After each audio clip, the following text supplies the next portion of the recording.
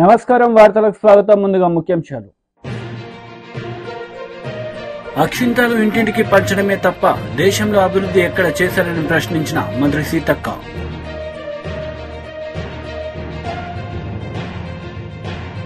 బనగానపల్లి నియోజకవర్గానికి గాను TDP MLA అభ్యర్థిగా బీసీ జనార్దన్ రెడ్డి శనివారం నాడు నామినేషన్ దాఖలు. రాబోయేది టీడీపీ ప్రభుత్వమే అని ధీమా వ్యక్తం. అక్షంతాలు ఇంటింటికి పంచడమే తప్ప దేశంలో అభివృద్ధి ఎక్కడ చేశారని పంచాయతీరాజ్ శాఖ మంత్రి సీతక్క ప్రశ్నించారు. కాంగ్రెస్ ఆదిలాబాద్ పార్లమెంట్ అభ్యర్థి ఆత్రం సుగుణ గెలుపు కోసం ఎన్నికల ప్రచారంలో భాగంగా శనివారం మంచిర్యాల జిల్లా జన్నారం మండలం రాంపూర్, తిమ్మాపూర్, తపాలపూర్ గ్రామాలలో ఖానాపూర్ ఎమ్మెల్యే భోజు పటేల్ తో కలిసి ఎన్నికల ప్రచారం నిర్వహించారు. అక్షంతలు ఇంటింటికి పంచడమే తప్ప దేశంలో అభివృద్ధి ఎక్కడా చూశారని పంచాయతీరాజ్ శాఖ మంత్రి సీతక్క ప్రశ్నించారు. కాంగ్రెస్ ఆదిలాబాద్ పార్లమెంట్ అభ్యర్థి ఆత్రం సుగుణ గెలుపు కోసం ఎన్నికల ప్రచారంలో భాగంగా శనివారం మంచిర్యాల జిల్లా జన్నారం మండలం రాంపూర్, తిమ్మాపూర్, తపాలపూర్ గ్రామాల్లో ఖానాపూర్ ఎమ్మెల్యే భోజు పటేల్ తో కలిసి ఎన్నికల ప్రచారం నిర్వహించారు. ఉపాధి హామీ కూలీల వద్దకు వెళ్లి కాంగ్రెస్ పార్టీకి ఓటేసి ఆత్రం సుగుణను గెలిపించాలని కోరారు. ఈ సందర్భంగా మంత్రి మాట్లాడుతూ కాంగ్రెస్ ప్రభుత్వ సహాయంలోనే ఉపాధి పథకాన్ని ప్రారంభించడం జరిగిందన్నారు. వందలాది మంది నిరుపేదలకు ఉపాధి కల్పించడం జరిగిందన్నారు. ప్రస్తుత బీజేపీ ప్రభుత్వం ఉపాధి హామీ రోజులను 100 రోజుల నుంచి 40 రోజులకు తగ్గించిందని ఆరోపించారు. దేశంలోనే పలు కంపెనీలను ప్రైవేట్ పరం చేసి పెద్దలకు కట్టబెట్టాలని ప్రధాని నరేంద్ర మోడీ చూస్తున్నారని ఆరోపించారు. రాష్ట్రంలో బీఆర్ఎస్ పార్టీ పనైపోయిందని, పార్లమెంట్ ఎన్నికల్లో బీఆర్ఎస్ కు ఒక సీటు కూడా రాదని అన్నారు. ఇచ్చిన హామీ ప్రకారం కాంగ్రెస్ ప్రభుత్వం మహిళలకు ఉచిత బస్సు ప్రయాణం, 500 రూపాయలకే గ్యాస్ సిలిండర్, ఉచిత కరెంట్ ని ఇస్తుందని ఎన్నికల కోడ్ కాగానే మిగతా హామీలు అమలు చేయడం జరుగుతుందని పేర్కొన్నారు. ముఖ్యమంత్రి రేవంత్ రెడ్డి భగవంతుని సాక్షిగా రుణమాఫీ గురించి ప్రకటన చేయడం జరిగిందని, ప్రజలు ఎవరి మాటలు వినకుండా అపోహలకు గురికాకుండా వచ్చే పార్లమెంటు ఎన్నికల్లో చేతిగుర్తుకు ఓటేసి మీ మండల బిడ్డ సుగుణను గెలిపించాలని కోరారు. ఈ కార్యక్రమంలో కాంగ్రెస్ పార్టీ మండల అధ్యక్షుడు ముజాఫర్ అలీఖాన్, సీనియర్ నాయకులు రాజశేఖర్, సుభాష్ రెడ్డి, మోహన్ రెడ్డి, సయ్యద్ ఇసాక్, మత్స్య శంకరయ్య, లక్ష్మీనారాయణ, రియాజుద్దీన్, ఫసీవుల్లా, మాణిక్యం, కర్ణాకర్, ముత్యం, రాజన శంకర్, రాజేశ్వర్ తదితరులు పాల్గొన్నారు. ఆదిలాబాద్ జిల్లాలోని ఆదిలాబాద్ పార్లమెంట్ పరిధిలో ఉన్నటువంటి జన్నారం మండలం ఖానాపూర్ నియోజకవర్గం మా సోదరుడు విడం భోజు గారు, ఇక్కడ స్థానిక మండల నాయకులు అందరం కూడా వివిధ గ్రామాలకు ప్రచారానికి రావడం జరిగింది. ప్రజలలో మంచి స్పందన ఉంది. కాంగ్రెస్ ఏం గ్యారంటీ అని కొంతమంది దుర్మార్గులు దుష్ప్రచారం చేస్తారు. అందుకని ఇక్కడ మేము ఇట్లా వెళ్తుంటే ఇక్కడ జరుగుతున్నటువంటి ఉపాధి హామీ కడివేడు ఉపాధి హామీ చట్టం కాంగ్రెస్ పార్టీ భూమి లేనటువంటి పేదలకు, పని దొరకనటువంటి శ్రామికుల కోసం ఆనాడు యూపీఏ చైర్పర్సన్ గా సోనియమ్మ ఇచ్చినటువంటి చట్టంతో ఈ రోజు ఉపాధి హామీ చట్టం 100 రోజుల పని వర్కులు నడుస్తుంది. ఈ 100 రోజుల పనే వారికి మేజర్ ఉపాధి. మీకందరికి కూడా తెలుసు, గతంలో కరోనా వస్తే హైదరాబాద్ వివిధ రాష్ట్రాలలో చదువుకోవడానికి పోయినోళ్లు, చదువుకున్నోళ్లు, ఉద్యోగాలు వదిలేసి వచ్చినటువంటి వాళ్ళు గ్రామీణ ప్రాంతాలకు వచ్చినప్పుడు ఏం దొరికిందంటే ఉపాధి. కరోనా టైంలో ఉపాధి హామీ పని. మరి మోడీ గారు ఏమిచ్చిర్రు? తాలి బనావో ఏంటి, తాలి బజావో, అదే విధంగా దీపం వెలిగించి, ఇవి 2 తప్ప ఏదైనా మార్గం ఇచ్చిరా. కాబట్టి రాబోయే కాలంలో బీజేపీతో రాజ్యాంగానికి ఎంతైతే ప్రమాదం ఉందో పేదలు చేసుకున్నటువంటి పనులకు కూడా, ఉపాధి హామీ చట్టానికి కూడా తూట్లు పొడిచే విధంగా నిర్ణయం తీసుకోబోతున్నారు. దానిలో భాగంగా ఇప్పటి వరకు 100 రోజుల పనిని 40 రోజులకు తగ్గించిండ్రు. అలా పని వేతనాలు కూడా పెంచడం లేదు. మా రాహుల్ గాంధీ గారు ఆ రోజు ఏదైతే ఉపాధి హామీ చట్టం తీసుకొచ్చిండ్రో ఆ చట్టం ప్రకారం 100 రోజులకు 100 రోజులు పని కల్పిస్తూ ప్రతిరోజు 400 కూలీ 100 రోజుల పని కూలీలకు ఇవ్వడం జరుగుతుంది. కాబట్టి దయచేసి రాష్ట్రంలో ఉన్నటువంటి ప్రజలందరూ కూడా ఆలోచించండి. ఇవాళ జరుగుతున్నటువంటి ఎన్నికలు ఒక 2 పార్టీల మధ్యనో 2 వ్యక్తుల మధ్యనో కాదు. ఈ దేశ ప్రజల కోసం త్యాగం చేసినటువంటి ఒక గాంధీ సిద్ధాంతంతో రాహుల్ గాంధీ ప్రజల కోసం, ప్రజల హక్కుల కోసం, పేదలకు మంచి జీవన ప్రమాణాలు ఎదుగుదల కోసం ఆయన కృషి చేస్తున్నాడు. మోడీ గారు కేవలం ఆనాడు కాంగ్రెస్ ఇచ్చినటువంటి అన్ని అసెట్స్, గవర్నమెంట్ అసెట్స్ అన్ని కూడా ఆస్తినంతా కూడా ప్రైవేటు వ్యక్తులకు, దోస్తులకు దోచిపెట్టి రాబోయే కాలంలో మన దేశంలోనే మనం పరాయి వారిగా బతికేటువంటి పరిస్థితి. బ్రిటిష్ వాడు వచ్చేటప్పుడు ఎట్లుండే వ్యాపారం పేరుతో వచ్చారు. ఇప్పుడు కూడా బీజేపీ ప్రభుత్వం వ్యాపారుల చేతుల్లో ఉంది తప్ప పేద ప్రజల చేతుల్లో లేదు, రైతుల చేతుల్లో లేదు, నిరుద్యోగుల చేతుల్లో లేదు. కాబట్టి మోడీ వచ్చినాక దేశంలో నిరుద్యోగం పెరిగింది. ప్రతి సంవత్సరం 2 కోట్ల ఉద్యోగాలు అన్నాడు, 200 ఉద్యోగాలు కూడా మన ప్రాంతాలకు రాలే.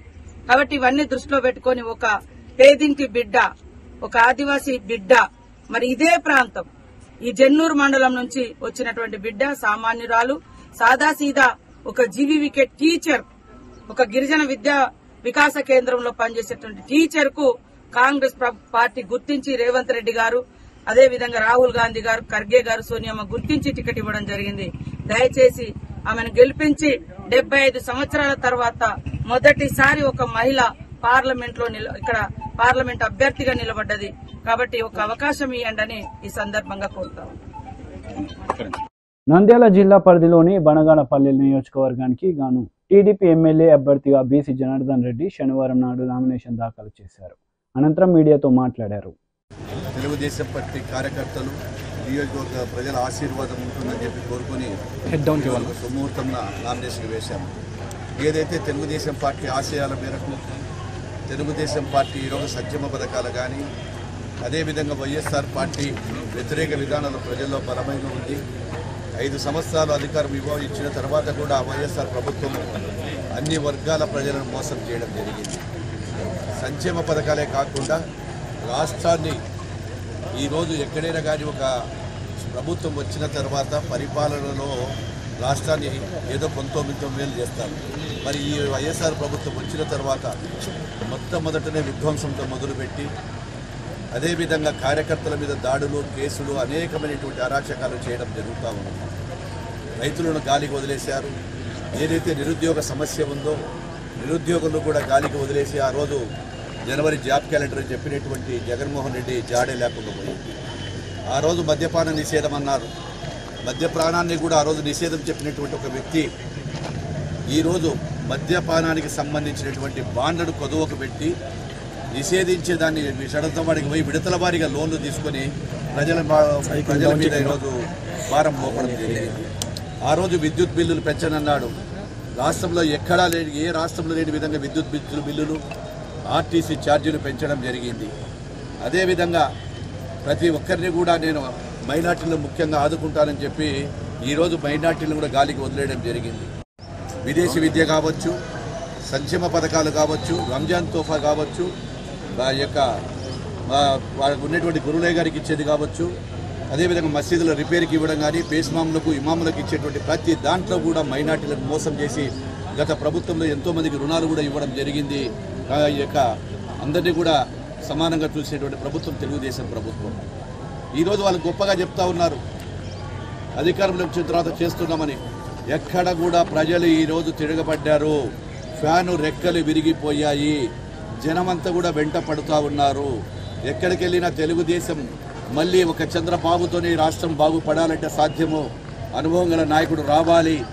ఒక్క ఛాన్స్తో మోసపోయాము, మళ్ళీ మోసపోమని చెప్తున్నారు. ఖచ్చితంగా తెలుగుదేశం పార్టీ అధికారంలోకి వస్తుంది. ప్రజలు విజయకేతం వెలిగిస్తున్నారు. ఈరోజు బనగానపల్లి పట్టణంలో కూడా ప్రజలందరూ కూడా ఎప్పుడెప్పుడు ఎన్నికలు వస్తూ ఉన్నాయి కాబట్టి ఖచ్చితంగా విజయం సాధిస్తామని, అదేవిధంగా చంద్రబాబు గారిని ముఖ్యమంత్రి చేస్తారని చెప్పి కోరుకుంటున్నాం. ఇక్కడికి వచ్చినటువంటి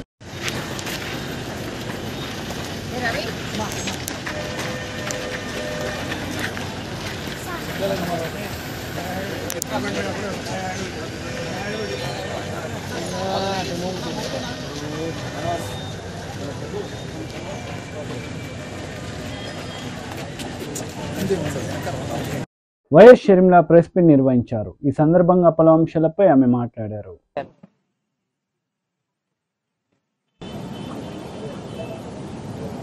2019లో వివేకానంద రెడ్డి గారు చనిపోయినప్పుడు అప్పుడు చంద్రబాబు గారు ఈ హత్య చేయించారు అని ఏమన్నారు? నారాసుర రక్త చరిత్ర అని మాట్లాడిన వాళ్ళు, సాక్షిలో పెద్ద పెద్ద బ్యానర్లు, సాక్షి ఛానల్లో మారుమ్రోగించిన వాళ్ళు, అప్పుడు ఎలక్షన్లప్పుడు వాళ్ళు మాట్లాడొచ్చు, దాంట్లో తప్పులేదు. ఇప్పుడు 5 సంవత్సరాలైనా న్యాయం జరగకపోతే మేము గొంతెత్తితే అది కూడా ఏదైతే సాక్ష్యాలు ఆధారాలతో సిబిఐ చెప్తుంటే ఆ విషయాలు మేము మాట్లాడుతుంటే మేము మాట్లాడడానికి వీల్లేదు అంటున్నారు. ఇది న్యాయం అవునో కాదో రాష్ట్ర ప్రజలందరూ గమనిస్తున్నారు. జగన్మోహన్ రెడ్డి గారికి ఒక చిన్న రాయి తగిలితే దానికి హత్యాయత్నం అని పెద్ద బ్యానర్ ఐటంగా వేసుకున్నారు. అంటే ఒక చిన్న రాయితో మిమ్మల్ని హత్య చేసేంత ప్రయత్నం జరిగింది అని మీరు చెప్తున్నారు. మరి చిన్న రాయితో కొడితేనే మీకు హత్యాయత్నంలా ఉంటే రాజశేఖర రెడ్డి గారి తమ్ముణ్ణి వివేకానంద రెడ్డి గారిని ప్రజానాయకుణ్ణి 7 సార్లు తల మీద గొడ్డలితో నరికి నరికి నరికి నరికి నరికి నరికి నరికి 7 సార్లు నరికితే ఆయన మెదడులో ఉన్న ఎంకలు కనిపిస్తున్నాయి. ఆయన మెదడు బయటకు వచ్చింది, తల మీద ఉన్న ఎంకలు కనిపిస్తున్నాయి, మెదడు బయటకు వచ్చింది. కానీ అది మాత్రం సాక్షికి హార్ట్ అటాక్ లాగా ఎందుకు కనిపించిందో జగన్మోహన్ రెడ్డి గారు సమాధానం చెప్పాలి. చనిపోయినప్పుడు వివేకానంద రెడ్డి గారు చనిపోయినప్పుడు సిబిఐ కోరిన జగన్మోహన్ రెడ్డి గారు, సిబిఐ ఎంక్వైరీ కోరిన జగన్మోహన్ రెడ్డి గారు అధికారంలోకి వచ్చిన తర్వాత సిబిఐ ఎంక్వైరీని ఎందుకు వద్దన్నారో జగన్మోహన్ రెడ్డి గారు ప్రజలకు సమాధానం చెప్పాలి. సిబిఐ దోషులు అని చేర్చిన అవినాష్ రెడ్డి గారిని ఎందుకు కాపాడుకుంటూ వస్తున్నారో, తన అధికారాన్ని కూడా దుర్వినియోగం చేస్తూ కర్నూలులో సిబిఐ అక్యూజ్డ్ని అరెస్ట్ చేయడానికి వస్తే తన పోలీసుల్నే, ప్రభుత్వ పోలీసుల్నే, రాష్ట్ర పోలీసుల్నే కంచెగా వేసి జగన్మోహన్ రెడ్డి గారు అధికార దుర్వినియోగం చేసి ఎందుకు కాపాడారో ఒక అక్యూజ్డ్ని రాష్ట్ర ప్రజలకు జగన్మోహన్ రెడ్డి గారు సమాధానం చెప్పాలి. 5 సంవత్సరాలుగా మీరు కాపాడడం ఒక ఎత్తు అయితే 5 సంవత్సరాల తర్వాత ఒక అక్యూజ్డ్ని, అది కూడా రాజశేఖర రెడ్డి గారి సొంత తమ్ముడు వివేకానంద రెడ్డి గారిని అతి క్రూరంగా ఘోరంగా చంపించారు అని అక్యూజ్డ్ గా సిబిఐ చేర్చిన వాడిని మీరు ఎందుకు మళ్లీ ప్రోత్సహిస్తున్నారు, ఎందుకు మళ్లీ ఎంపీ టికెట్ ఇచ్చారో రాష్ట్ర ప్రజలకు జగన్మోహన్ రెడ్డి గారు సమాధానం చెప్పాలి. అన్నిటికంటే ముఖ్యంగా జగన్మోహన్ రెడ్డి గారు సమాధానం చెప్పాలి. 5 సంవత్సరాల క్రితం వివేకానంద రెడ్డి గారిని ఘోరంగా నరికి చంపడం జరిగింది. చంపిన వాళ్ళు వీళ్ళు, చంపించిన వాళ్ళు వీళ్ళు అని సిబిఐ ఛార్జ్ షీట్ లో స్పష్టంగా వాళ్ళ పేర్లతో సహా చేర్చి చెప్పడం జరిగింది. ఇవన్నీ సరిపోవన్నట్టు వివేకానంద రెడ్డి గారిని ఒకసారి చంపించడం సరిపోదు అన్నట్టు ఎన్నిసార్లు వివేకానంద రెడ్డి వ్యక్తిత్వాన్ని మీరు మళ్లీ ఇంకెన్నిసార్లు చంపుతారో ప్రజలకు సమాధానం చెప్పాలి. ఒకసారి గొడ్డలితో నరికి ఎంత ఘోరంగా చంపారో రాష్ట్రమంతా చూసింది. ఆ తర్వాత గత 5 సంవత్సరాలుగా కనీసం ఒక 500 సార్లు వివేకానంద రెడ్డి గారిని, ఆయన వ్యక్తిత్వాన్ని మీరు మళ్లీ కూనీ చేశారు. ఎందుకు అని అడుగుతున్నాం. పైనేమో కుప్పం నియోజకవర్గ టీడీపీ ప్రస్తుత మాజీ ప్రజా ప్రతినిధులతో నారా భువనేశ్వరి ముఖాముఖి కార్యక్రమంలో పాల్గొన్నారు. ఈ సందర్భంగా పలు అంశాలపై ఆమె మాట్లాడారు. వాళ్ళ కోసం, వాళ్ళ కుటుంబం కోసం, వాళ్ళ బిడ్డల కోసం, వాళ్ళ భావి తరాల కోసం మీరు కూడా గుర్తుంచుకోవాలి. చివరికి అది మన కోసం, మన ఆంధ్ర రాష్ట్రం కోసం. అందుకే మీరు కింద గ్రామాలకు వెళ్ళి మీరు తప్పకుండా పనిచేయాలని నేను కోరుతున్నాను. ఏదో ఈ నాయకుడు వస్తాడో అతను వచ్చి చేసుకుంటాడు మనకెందుకు అనే భావనలన్నీ పక్కన పెట్టి మీరందరూ ముందుకి రావాలని నేను కోరుకుంటున్నాను. అట్లానే 5 సంవత్సరాలు మన తెలుగుదేశం కార్యకర్తలు నేను మర్చిపోను. చాలా మంది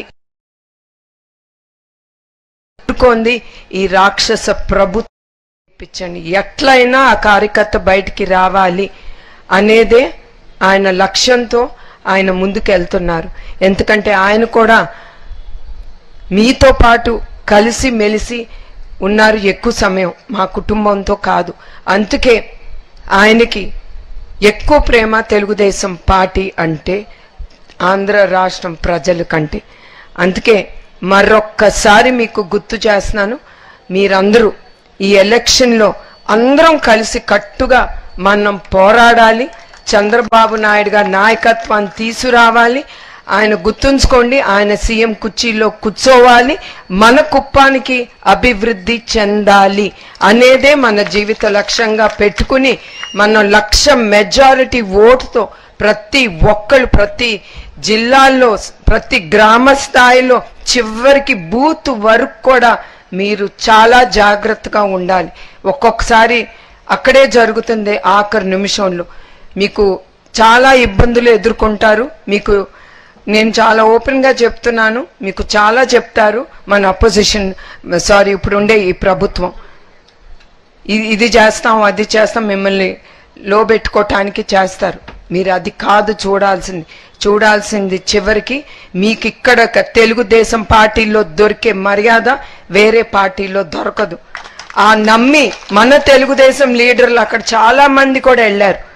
వాళ్ళు ఇప్పుడు కూడా అనుకుంటారు ఇక్కడిచ్చిన ప్రేమ గౌరవం వాళ్ళకి అక్కడ దక్కట్లేదని. వాళ్ళ అవసరం కోసం లీడర్ని లాక్కుని వాళ్ళని తీసుకెళ్లి చివరికి ఆ మూలలో కూర్చోబెడతారు. వాళ్ళకి మర్యాద అనేది చూపించరు.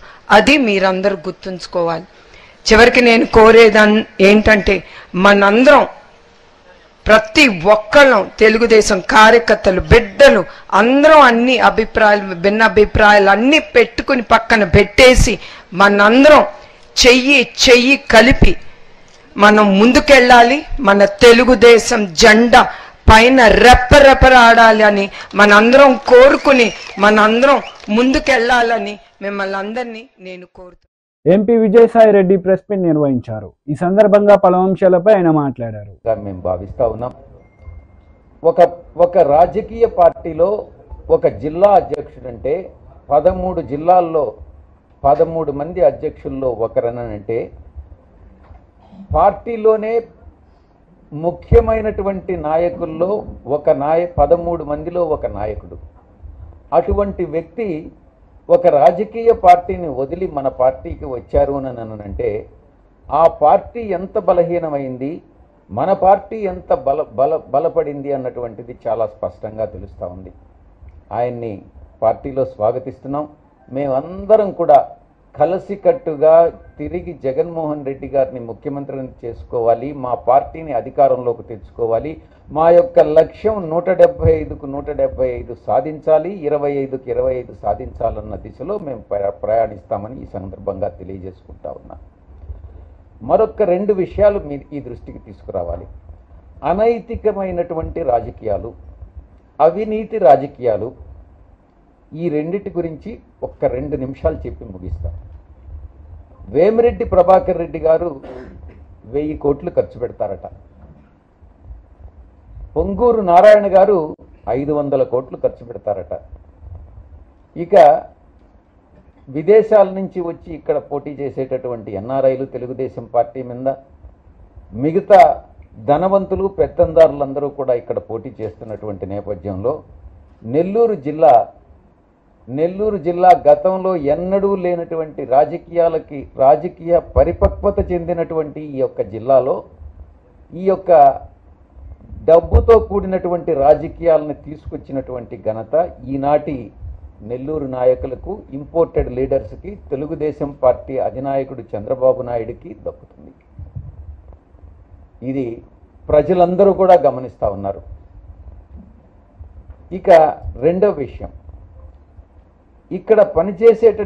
ఇక్కడ ఈరోజు పోటీ చేసేటటువంటి వేమిరెడ్డి ప్రభాకర్ రెడ్డి గారు కానీ, ఆనం రామనారాయణ రెడ్డి గారు కానీ, కోటంరెడ్డి శ్రీధర్ రెడ్డి గారు కానీ, మిగతా చాలామంది కృష్ణారెడ్డి కానీ, ప్రశాంత్ రెడ్డి కానీ, సురేష్ కానీ, వీళ్ళందరూ కూడా ఇంపోర్టెడ్ లీడర్సే. ఎవ్వరూ కూడా మొట్టమొదటి నుంచి తెలుగుదేశం పార్టీలో ఉన్నటువంటి నాయకులు కాదు అన్నటువంటి విషయాన్ని గమనించాలి. ఇక రెండో విషయం, నిన్న మొత్తం ఒక 40 మంది వాలంటీర్ల చేత రిజైన్ చేయించి రాజీనామా చేయించి వాళ్ళని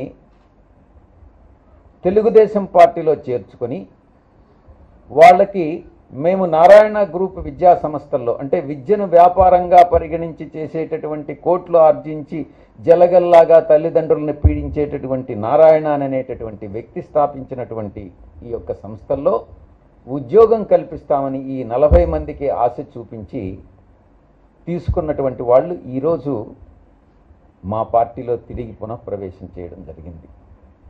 అంటే నేను ఒక్కటే చెప్తా ఉన్నా, ఎవరికి ఎంత డబ్బు, ఎందుకనంటే వీళ్ళందరూ పెత్తందారులు, డబ్బున్నటువంటి వాళ్ళు, సూపర్ రిచ్ అయినటువంటి నాయకులు, ఎంత డబ్బు ఇచ్చినా తీసుకోండి, ఓటు మాత్రం వైఎస్ఆర్సీపీకి వేయండి అని ఈ సందర్భంగా నేను మనవి చేసుకుంటా ఉన్నా. ఆ వాలంటీర్లందరూ ఈరోజు తిరిగి మా పార్టీలోకి వచ్చారు. అంటే వాళ్ళ మనసంతా కూడా వైఎస్ఆర్సీపీ మీదనే ఉంది. వారి నిజమైనటువంటి అభిమాన నాయకుడు వైఎస్ఆర్సీపీ అధినేత జగన్మోహన్ రెడ్డి గారే. కాబట్టి ఈ యొక్క పార్టీని ఎవ్వరూ, పార్టీలో ఉన్నటువంటి వాళ్ళని ఎవ్వరూ కదిలించలేరు, డబ్బుతో కొనలేరు అన్నటువంటి విషయాన్ని నేను స్పష్టంగా చెప్తా ఉన్నా. ఆఖరి అంశం, నారాయణ గారు, వేమిరెడ్డి ప్రభాకర్ రెడ్డి గారు, చంద్రబాబు నాయుడు గారు, మిమ్మల్ని ఒక ప్రశ్నిస్తున్నా. మీరు బీజేపీ మతతత్వ పార్టీ అయినటువంటి బీజేపీతో జతగట్టారు. మేము ఏ రోజు ఏ పార్టీతో కూడా పొత్తు పెట్టుకోలే, పొత్తు పెట్టుకోము కూడానని మేము గతంలో చెప్పాం, ఇప్పుడు చెప్తున్నాం, భవిష్యత్తులో కూడా ఏ పార్టీతో పొత్తు పెట్టుకోము. రాష్ట్ర ప్రభుత్వ ప్రయోజనాల కోసం కేంద్ర ప్రభుత్వాన్ని బలపరిచామే కానీ మేము. వైసీపీ మహిళా నేత వాసిరెడ్డి పద్మ మీడియా సమావేశం నిర్వహించారు. ఈ సందర్భంగా పలు అంశాలపై ఆమె మాట్లాడారు. సరిపోక ఎదురు నిలబడలేక పారిపోతూ చివరికి రాళ్లు రువ్వటం, మారణాయుధాలతో దాడులు చేయటం, బైకులతోటి గుద్ది చంపటం, ఇట్లాంటి అనేక రౌడీ రాజకీయాలకి పాల్పడుతున్నారు అనేటటువంటిది కనపడుతోంది. నిన్న చంద్రబాబు నాయుడు గారు ఆలూరు సభలో మాట్లాడుతూ ఏమంటారండి, ఈ 5 ఏళ్లలో రాష్ట్రం సర్వనాశనమైందట. చంద్రబాబు, మీకు అసలు అభివృద్ధి చేయడం అంటే ఏంటో తెలుసా? మీకు అసలు పరిపాలన అంటే చేయడం అంటే ఏంటో తెలుసా? ఈరోజు ప్రజలు అడుగుతున్నటువంటి మాట ఇది. మీకు పాలన చేతనైతే మీరు ఇంటింటికి ఎందుకు సంక్షేమ పథకాలని గడప దగ్గరికి ఎందుకు అందించలేకపోయారు? వాలంటరీ వ్యవస్థ లాంటి గొప్ప ఆలోచన మీరు ఎందుకు చేయలేకపోయారు? సచివాలయ వ్యవస్థ లాంటివి ఈ రోజున గ్రామ పరిపాలన, గ్రామం దగ్గరికి తీసుకొచ్చినటువంటి పరిపాలన తీసుకొచ్చినటువంటి వ్యవస్థల్ని మీరు ఎందుకు ఆలోచించలేకపోయారు? మీకు అసలు పాలన చేతనైతే ఎందుకు ఈ రోజున పోర్టుల్ని డెవలప్ చేయలేకపోయారు? ఎందుకు ఈ రోజున ప్రభుత్వ ఆసుపత్రులను కట్టలేకపోయారు? ఎందుకు ఈ రోజున ప్రభుత్వ స్కూళ్లని ఆధునీకరించలేకపోయారు? మంచి విద్యను పేదలకు అందించలేకపోయారు? ఏ రకంగా చూసుకున్నా మీరు నిండు సున్నా. అందుకనే ఇవాళ కూడా మీరు 2014లో నా పాలన ఎలా ఉందో చూసి ఓటేయండి అని అడగలేకపోతున్నారు చంద్రబాబు. 2014లో తన పాలన ఏంటో చూసి ఓటేయమని అడగలేకపోతున్నారు. భవిష్యత్తులో నేను చేస్తాను అని చెప్పలేకపోతున్నారు. మైకు తీసుకుంటే జగన్మోహన్ రెడ్డి గారిని తిట్టడం తప్ప మరొక ఎజెండా లేదు. జగన్మోహన్ రెడ్డి గారిని ఆయన పరివారము, ఎల్లో మీడియా ఒక పెద్ద బ్రహ్మాండమైనటువంటి ఒక చిత్రాలతోటి, అభూత కల్పనలతోటి జగన్మోహన్ రెడ్డి గారిని ఒక బూచిగా చూపించేటటువంటి ప్రయత్నం చూస్తే రాష్ట్ర ప్రజలకు నవ్వొస్తోంది. మీ ఎజెండా ఏమిటి అంటే జగన్మోహన్ రెడ్డి గారు ఒక బూచి, జగన్మోహన్ రెడ్డి గారికి సంబంధించినటువంటి ఒక క్రూరత్వాన్ని మీరు ఏదో చెప్పాలనేటటువంటి ఒక తాపత్రయం, పిచ్చి ప్రయత్నాలు ఈ రోజు ప్రజల ముందు మీ డొల్లతనం ఏంటో చెప్తూ ఉన్నాయి. ఎవరైనా పార్టీ పెడితే, ఎవరైనా ఎన్నికల్లో అధికారంలోకి రావాలనేటటువంటి వాళ్ళు మాట్లాడితే మేము అధికారంలోకి వస్తే ఇది చేస్తామనేటటువంటి ఎజెండా మాట్లాడతారు. కానీ ఈ రోజు చంద్రబాబు గాని, కూటమి నేతలు గాని, పవన్ కళ్యాణ్ గాని, మరొకళ్ళు బీజేపీ నేతలు గాని ఎవరు ఈ రోజున ప్రజల ముందుకు వచ్చినా కూడా జగన్మోహన్ రెడ్డి గారిని తిట్టడం తప్ప ఇంకొక ఎజెండా లేదు. ఇంకా మాట్లాడితే చంద్రబాబు నాయుడు గారు ఏం చెప్తున్నారు? నన్ను చూసి కాదు కూటమి చూసి ఓట్లేయండి అంటున్నాడు. 2014లో తన పాలన చూడొద్దంట. అదేవిధంగా చంద్రబాబు నాయుడు గారి అభివృద్ధి ఏమిటో, ఆయన పాలన దక్షత ఏంటో అవేమీ చూడొద్దంట. కూటమిని చూసి ఓటేయాలంట. ప్రశాంత వాతావరణంలో పార్లమెంట్ ఎన్నికలు జరిగేలా పకడ్బందీ ఏర్పాట్లు చేస్తున్నామని కరీంనగర్ జిల్లా ఎన్నికల అధికారి జిల్లా కలెక్టర్ పపెన్ల సత్పతి వెల్లడించారు.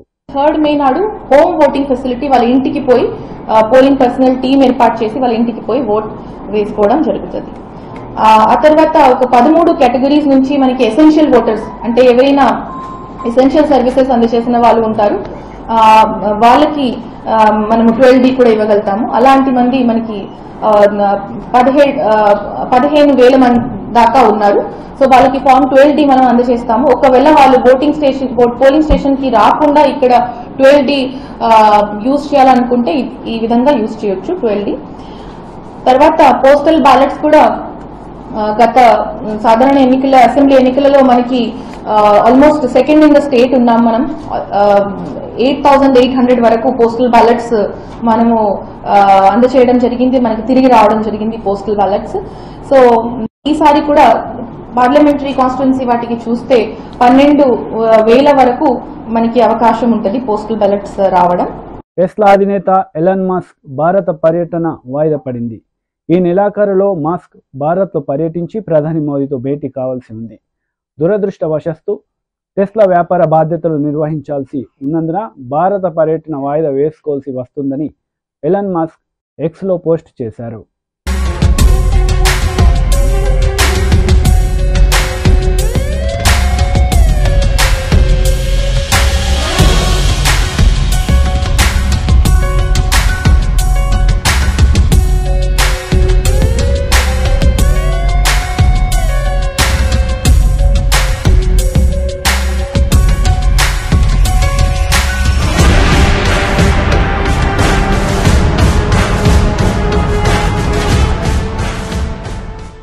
వార్తలు ముగించే ముందు ముఖ్యాంశాలు మరోసారి.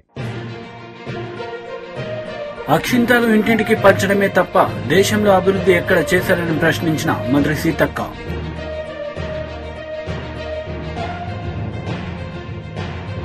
బనగానపల్లి నియోజకవర్గానికి గాను టీడీపీ ఎమ్మెల్యే అభ్యర్థిగా బీసీ జనార్దన్ రెడ్డి శనివారం నాడు నామినేషన్ దాఖలు.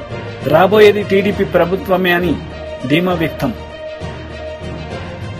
ఈ వార్తలు ఇంతటితో సమాప్తం. తిరిగి ప్రసారమయ్యే వార్తల్లో మళ్ళీ కలుద్దాం.